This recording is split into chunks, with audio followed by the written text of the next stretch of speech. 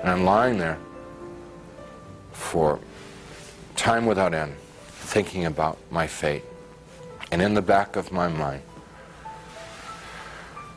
comes up an image of myself as a child, sitting in a Sunday school classroom, singing, "Jesus loves me." I could hear in my mind, "Jesus loves me, la la la. Jesus loves me, la la." And as I recalled myself singing it and I could hear myself as a child singing it. More important than anything else was that I could feel it in my heart that there was a time in my life when I was young and innocent, when I believed in something good, when I believed in something other than myself, when I believed in someone who was all good, all powerful, who really, really cared about me. And I knew that I wanted that back, that which I had lost, that I'd thrown away, that I'd betrayed. I wanted that back. That I didn't know Jesus, but I wanted to know Jesus. I didn't know His love, but I wanted to know His love. I didn't know if He was real, but I wanted Him to be real. You know, I mean, it was all just because I trusted that there was a time in my life that I had believed in something, and that I knew I had known once as a child that it was true, and I wanted to trust that it was true. So I called out into the darkness, "Jesus, please save me." Please save me. And He came. He came. First there was a tiny little speck of light in the darkness, and it very rapidly got bright. And the light became so bright that if it were in this world, it would have consumed me. It just would have fried me to a crisp. But it wasn't at all hot or dangerous there. The light just came upon me, and He reached down. He was in this light, and He reached down out of this light and gently started to pick me up. And in His light, I could see that I was gore and filth and wounds all over, and I looked like roadkill.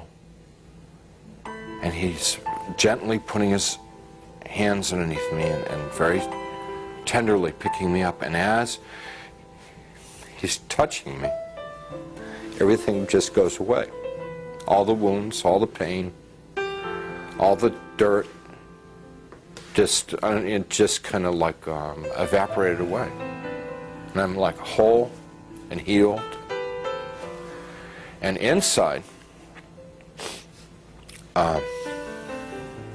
just filled with His love, which I wish I could be more articulate about. It's so frustrating not being able to tell people about it, because you know, it's the best thing that ever happened to me in my life. I mean, it's like it's the everything. You know, it's the all of life is to know that love.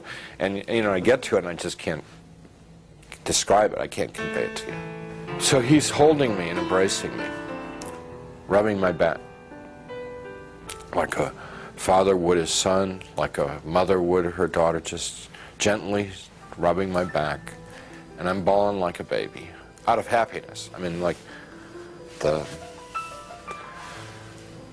release, you know, having been lost and now been found, having been dead and now brought back to life, you know. And He's carrying me out of there. Up we just go. Out, gone. And we're moving towards a world of light, and I began to have thoughts of tremendous shame that I've been so bad.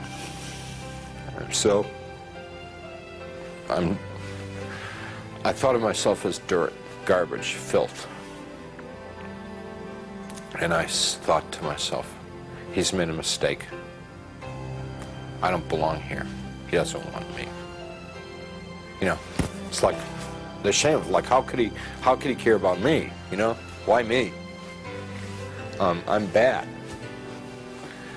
And we stopped. We weren't in hell. We weren't in heaven. We were in between, and we stopped.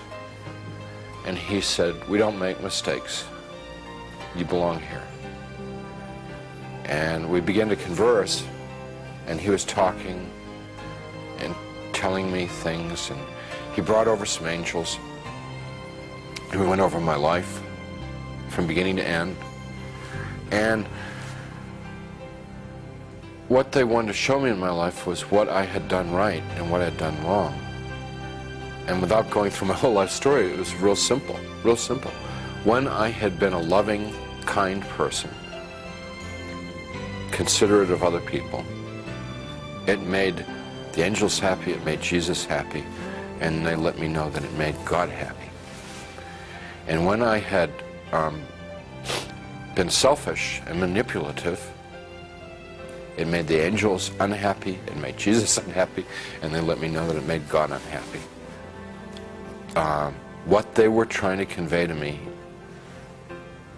in a nutshell, was my whole purpose of my existence had been to love God, love my neighbor as myself. That's why I had been created. That's what I was in this world to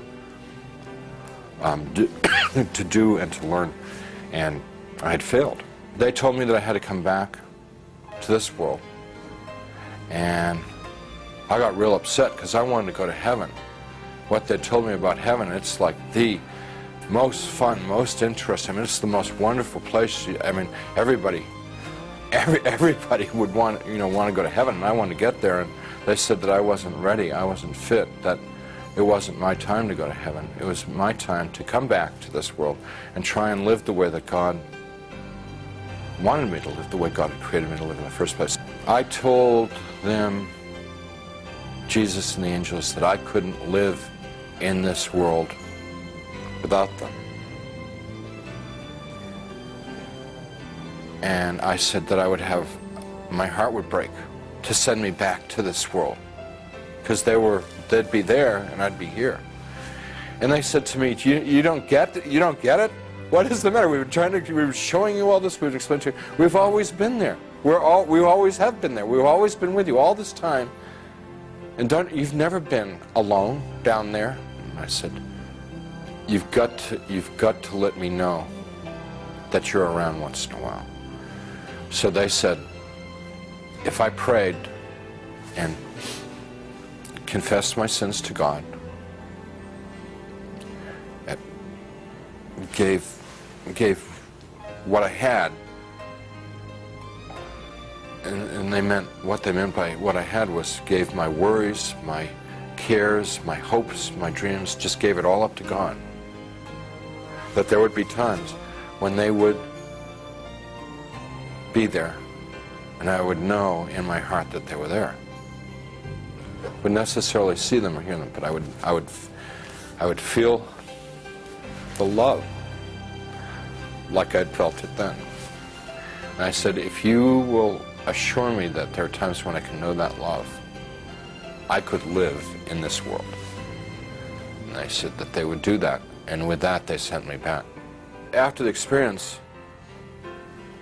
the nurse who had been in the room a few minutes before and said they couldn't find a doctor, and they'd try and get one the next time, she came running back to the room and she said, a doctor's arrived at the hospital, which was like, this is all pretty miraculous stuff, because this is now like 9:30 at night, around 9:30 at night. She said, doctor's arrived at the hospital and we're going to have do surgery on you right away.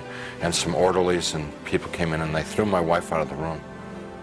And it was very disturbing because I was trying to tell them and I wanted to tell my wife what had happened to me. So when I passed my wife in the hall on the gurney on the way to the surgery, I said, everything's going to be great. And she just started bawling because she thought like that was like a dying man, you know. You know. Strange thing about the experience is the memory hasn't dulled at all. It's real intense. And I don't know, it stays intense. And I believe that one of the reasons that God gave me this experience so that I would have an opportunity to share it with someone. I don't know who, I never know who, but I would have the opportunity to share it with somebody so that it could be of help to them.